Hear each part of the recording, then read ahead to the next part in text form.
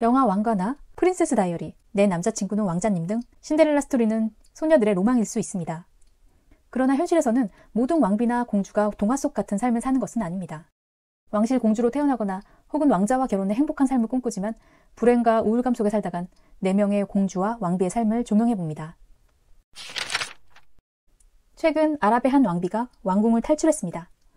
460억 원이라는 돈을 들고 11살 딸, 7살 아들과 함께 자유를 택한 왕비는 영국 법정에 서서 왕에게 이혼 소송을 냈습니다. 세계적인 갑부인 아랍에미리트 연합 두바이 왕국의 셰이크 무하마드 국왕, 그의 부인 하야 빈트 알 후세인 왕비가 그 주인공입니다. 하야 왕비는 요르단 전 국왕의 딸이자 현 국왕의 이복 동생이기도 합니다. 어려서부터 영국에서 공부했으며 옥스퍼드대를 다녔고 2004년 12살 많은 이복 오빠인 무하마드 국왕과 결혼을 합니다. 그의 6째 부인으로 말이죠. 탈출한 이유에 대해 하야 왕비는 단지 내 생명을 구하고 싶었다고 간절히 말했습니다. 반면 무하마드 국왕은 아내가 보디가드와 바람을 피웠다고 주장합니다. 사실 하야 왕비에 앞서 망명한 왕실 사람이 있습니다. 무하마드 국왕 첫 번째 부인의 딸 라티파 공주입니다. 공주는 탈출 직전에 남긴 영상에서 왕실에서는 시간, 장소, 먹는 것까지 기록되는 감시받는 삶을 살았다고 폭로합니다. 또 여자라는 이유로 중학생 이상의 교육을 받지 못했다고 호소하기도 했습니다. 두바이 지역 인권 활동가인 라다 스털링은 가디언지와 인터뷰에서 라티파 공주에게 가해진 국왕의 학대는 이미 알려진 사실이라며 하야 왕비도 자신이 결코 안전하지 않다고 느낀 것으로 보인다고 말했습니다. 무함마드 국왕은 왕비 6명 사이에서 자녀 23명을 둔 것으로 알려져 있습니다. 부디 하야 왕비가 안전 이혼을 하길 바랍니다. 1981년 7월 영국의 세인트폴 성당 앞 한여름의 무더위에도 사람들은 20세기에 벌어지는 동화의 한 장면을 보기 위해 빼곡히 모여들었습니다. 동화 속 주인공인 다이애나는 아이보리색 실크 웨딩드레스를 입고 마차에서 수줍게 내려섰습니다. 그녀는 젊고 청순하고 아름다웠습니다.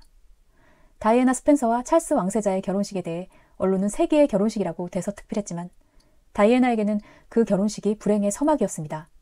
다이애나는 평생 남편이 다른 유부녀인 카멜라 파커 보울스를 사랑하고 있다는 것을 알면서 결혼 생활을 이어가야 했습니다. 훗날 다이애나 비는 자신의 결혼 생활에 대해 세 사람이 함께한 결혼이니 좀 붐볐죠라고 자조적으로 말했습니다. 그녀는 마음속으로는 남편의 불륜을 용인하면서 외적으로는 행복한 가족의 모습을 만들어내야 했습니다. 질투와 배신감을 감추고 거짓된 삶을 살다 보니 다이애나 비는 몇 차례 자살 시도와 폭식증, 거식증을 오가며 피폐해져 갔지만 찰스 황태자는 무관심으로 일관했습니다. 우여곡절 많은 결혼 생활은 15년 후 1996년 8월 결국 이혼으로 막을 내렸습니다. 그리고 딱 1년 후인 1997년 8월 다이애나 비는 불의의 교통사고로 36세라는 젊은 나이에 유명을 달리하고 말았습니다. 1919년 고종 황제가 승하했고 덕혜 공주는 고작 8살이었습니다. 이때는 3.1운동이 시작되는 연도가 말해주듯 일본으로부터 독립하고픈 사람들의 열망이 타오르던 시기입니다. 대중들은 대한제국의 마지막 옹주를 중심으로 독립의지를 모았고 옹주의 모든 것이 관심의 대상이었습니다. 이런 옹주의 존재를 일본이 가만히 둘 리가 없죠. 옹주를 인질 삼아 일본으로 데려갑니다. 일본식 의상을 입히고 일본식 교육을 받도록 하죠. 그 뒤 1년 만인 1926년 아버지처럼 따르던 순종마저 서거하고 설상가상으로 어머니 양귀인마저 돌아가십니다. 어머니 장례식 이후 덕혜옹주는 신경쇠약 증세를 보이며 병세는 날로 나빠져서 조발성 치매라는 진단을 받기에 이릅니다. 덕혜옹주가 20살 되던 해 강제 한일 합병 이후 일본은 영친왕에 이어 덕혜옹주까지 일본인과 혼인을 추진합니다. 덕혜옹주의 배우자로는 대마도의 도주의 후예인 배작 소 다케유키가 선택됩니다. 당시 덕혜옹주는 대한제국 황실의 유일한 여성으로 상당한 경제력을 보유한 만큼 소 다케유키도 거부할 이유가 없는 남는 장사였던 거죠. 1931년 5월 결혼식을 올리고 결혼 이듬해에 딸 정애, 마사에가 태어납니다.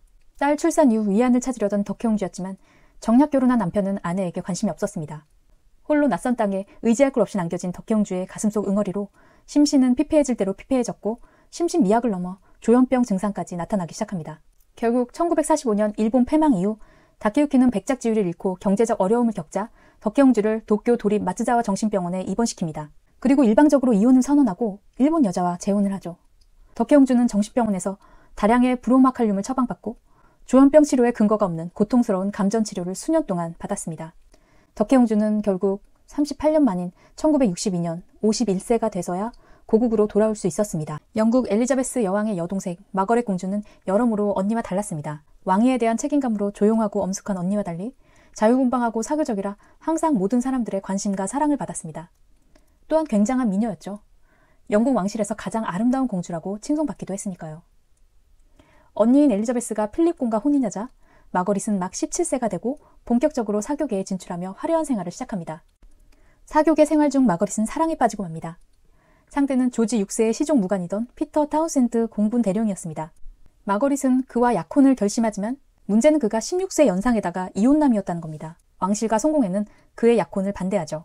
언니 엘리자베스 2세는 하나뿐인 동생이 원하는 것이니 들어주려고 했지만 의회는 마거릿이 피터와 결혼한다면 왕위 계승권은 물론 공주 자기와 재산을 모조리 포기해야 한다고 주장했습니다.